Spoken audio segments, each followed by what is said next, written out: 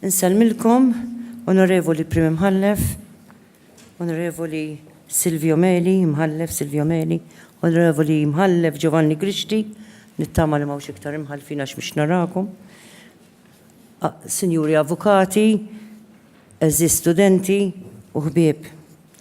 Huwa bi pjaċir li l-lejla ninnaqat magħkom biex niċċelebraw jum storiku fl-iżvilupp tal-qasam legali fl-Ewropa. Il-Fondazzjoni tal-President tal-Ġid tas-Soċjetà ħasset li dan il-50 sena anniversarju mill-kisba tad-dritt tal-individwu li jaċċessa l-Qorti Ewropeja tad-Drittijiet tal-Bniedem jixraq li jiġi ċċelebrat u mfakkar minħabba l-impatt sinifikanti li kellu għatandu fil-qasam tal-ġustizzja. Inserta li Dr. Ruth Farrugia li hija Direttur Ġenerali tal-Fondazzjoni tal-President għal-Ġid tas-Soċjetà hija wkoll il-Koordinatur tal-Programm tad-Drittijiet tal-Bniedem fih dan l-Università ta' Malta. Min-naħa l-oħra Dr. David Zammit li jmexxi l-University of Malta Law Clinic huwa wieħed mill-esperti tal-entità fih dan il-Fondazzjoni tal-President tal-Ġid tas-Soċjetà il-Forum Impenn fil-Komunità. Bla dubju dawn iż-żewġ akademiċi jabbli ma setgħux iħallu dan l-anniversarju ta' dan l-avveniment importanti mingħajr ma jfakruna li d-dritt tal-individwu għall-aċċess tal-Qorti Ewropea tad-Drittijiet tal-Bniedem huwa stanza oħra importanti li komplet issaħħaħ il-proċess legali rimedjarju għall-individwu.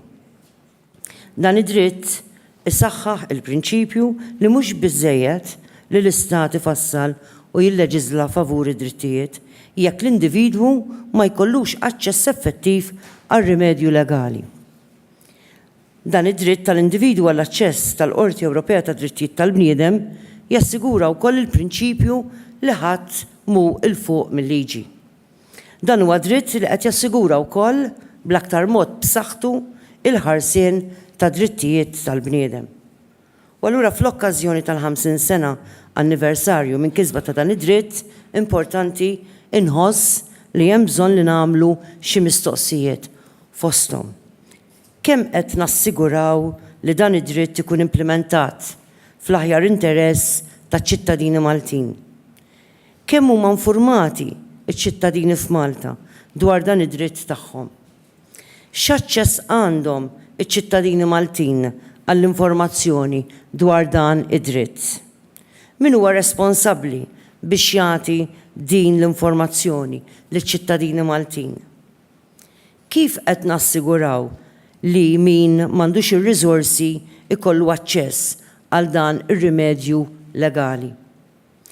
Qed niġbed l-attenzjoni għal dawn permezz ta' dal-mistoqsijiet għaliex minkejja li għaddew 50 sena mill-kisba ta' dan id-dritt u kif fakritna Dr. Farrugia 30 sena issa minn meta l-Maltin kisbu dan id-dritt. U mill-informazzjoni li ngħatajt kienu biss 74 ċittadin Malti li fittxew dan ir-rimedju legali mill-1987 sas-sena 2016. Mill-esperjenza tiegħi naf b'diversi każijiet ta' ċittadini li fil-fema tiegħi kellhom għalfejn ifittxu dan id-dritt iżda la kellhom informazzjoni u lanqas ir-riżorsi biex jaċċessaw għal dan ir-rimedju legali. F'din l-okkażjoni tajjeb ukoll li nħarsu lejn il-każijiet li nqatgħu fil-konfront ta' pajjiżna u dan sabiex nitalmu mill-effett li diversi sentenzi ta' din il-Qorti Ewropea kellhom fuq il-mod ta' kif nifhmu u napplikaw il-liġi f'pajjiżna. Grazzi għal ċittadini li fittxew u aċċessaw dan id-dritt, l-Istat Malti kellu anke jbiddel xi liġijiet u ser nagħti xi ftit eżempji ta' xi wħud. Fosthom pereżempju id-drittijiet ta' tfal imwielda barra żwieġ, id-drittijiet ta' persuni transessuali, il-kundizzjonijiet fil-ħabs, it-trattament mill-pulizija u oħrajn. Min-naħa l-oħra però tajjeb li niftakru li s-sentenzi ta' din il-qorti anke fil-konfront ta' Malta xorta għandhom effett dirett fuq l-interpretazzjoni tal-liġijiet tagħna. Għalhekk iridu nieħdu l-opportunità biex insemmi il-fatt li qatt ta' ċittadini Maltin għandhom problema bażika biex jaċċessaw għal dan id-dritt li jmorru quddiem il-Qorti Ewropea tad-Drittijiet tal-Bniedem. Din il-problema mhijiex marbuta ma' nuqqas ta' informazzjoni, iżda hija essenzjalment marbuta mal-fatt li m'għandhomx ir-riżorsi biżżejjed biex jagħmlu dan. U allura huwa għalhekk li twaqqif tal-University of Malta Law Clinic hija inizjattiva daqstant importanti. Mhux biss għax issaħħaħ ir-reputazzjoni tal-Università ta' Malta u tal-professjoni legali Maltija, iżda wkoll għaliex hija entità maħsuba biex tipprovdi l-assistenza u d-direzzjoni għall-aċċess effettiv ta' dan ir-rimedju legali għal dawk li m'għandhomx il-mezzi. Il-Law Clinic fil-verità huwa mezz kif l-individwi bla riżorsi jistgħu jkollhom aċċess għall ġustizzja, jitgħallmu dwar id-drittijiet tagħhom u jfittxu rimedji biex ipattu għall-inġustizzji li jsofru. Hawnhekk allura rrid infaħħar l-inizjattiva tal-istudenti li qed jipprovdu għajnuna legali b'xejn fih dan il-Law Clinic lil nies vulnerabbli li jsibuha diffiċli biex ikollhom avukat minħabba nuqqas ta' mezzi.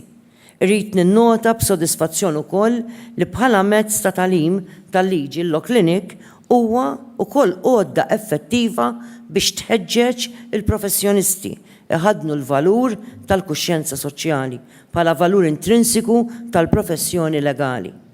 Irrid nieħu l-opportunità wkoll biex nifraħ u nirringrazzja lill-fundaturi tal-Law Clinic li jarfu ipoġġu l-Università ta' Malta fuq il-livell globali bħala parti mill-moviment internazzjonali. Ippermettuli nikkonkludi billi nifraħ lil dawk in-nies kollha li għamlu l-Law Clinic realtà, speċjalment lil Dr. David Zammit u t-tim kollu tiegħu fih dan il-Fakultà tal-Liġi. Il-Cottonera Resource Center lil Dr. Jozan Kassar, Kutajjar skużawni, edha ximkien, u l-Kamra tal-Avukati qed nara l-President lil Dr. George Isler. Nifraħ u nawgura wkoll lil dawk l-istudenti u professjonisti li ser jgħinu lin-nies fil-bżonn. Irrid nirringrazzjakom il-koll għad-dedikazzjoni tagħkom lejn din il-kultura ta' solidarjetà fih dan il-professjoni legali. Nista' nassigurakom li bis-saħħa ta' dan il-Law Clinic u ħidmietkom l-uffiċċju tiegħi għandu serħan tal-moħħ li dawk fostna li m'għandhomx l-informazzjoni u jew il-mezzi biex jaċċessaw din l-istanza legali Ewropea għandhom illum lilkom biex tenuhom jagħmlu dan. Nirringrazzjakom minn qalbi fissem il-poplu Malti u nawguralkom kull suċċess. Grazzi.